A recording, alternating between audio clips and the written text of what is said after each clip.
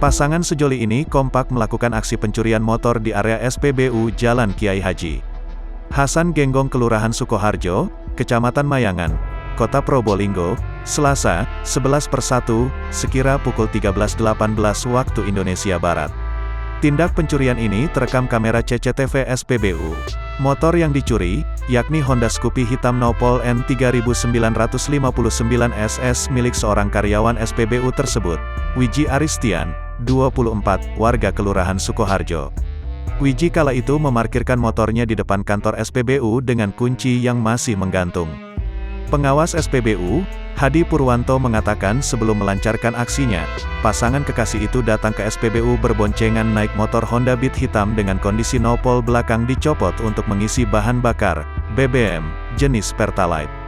Pelaku pria mengenakan kaos warna belang merah, putih, dan hitam, helm hitam serta celana jeans abu-abu. Sedangkan pelaku perempuan mengenakan jaket abu-abu, celana jeans hitam, kaos dan kerudung merah. Usai mengisi BBM, sejoli ini memarkirkan motornya di depan kantor SPBU untuk beristirahat.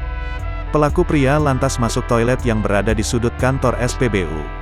Yang perempuan duduk di atas motornya, katanya, dikonfirmasi Rabu, 12/1.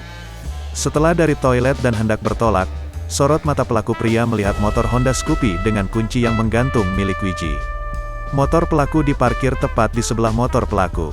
Seketika pikiran jahat pelaku pria muncul. Dia pun langsung menebarkan pandangannya ke sejumlah arah untuk memantau kondisi sembari berbincang dengan si perempuan. Tampaknya sedang mengatur strategi pencurian. Tak lama, pelaku pria duduk di atas motor korban. Kedua pelaku mengawasi situasi sekira 15 menit, sebutnya. Sejurus kemudian, pelaku pria menyalakan mesin motor korban dan tancap gas kabur. Pelaku perempuan bertugas mengendarai motor Honda Beat-nya. Pelaku tergolong nekat, sebab di lokasi ada sejumlah pengunjung lain yang beristirahat.